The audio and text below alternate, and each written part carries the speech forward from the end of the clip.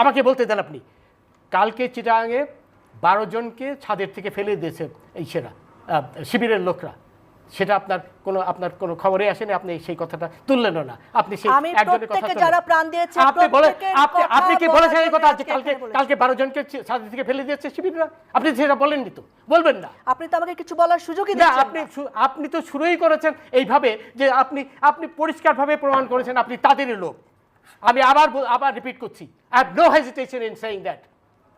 কারণ এটা আপনি বলেন নাই কালকে নারী হিসেবে যে মিনিমাম সম্মান দেওয়া দরকার সেটাও আপনি আমাকে সম্মান দিয়েছেন। আপনি আমাকে সম্মান দিয়েছেন। আমি কোনো প্রকার অসম্মান করিনি। আপনি আপনি আবার নারীর কোটা চান না, আবার এখানে নারীর সম্মান চাচ্ছেন।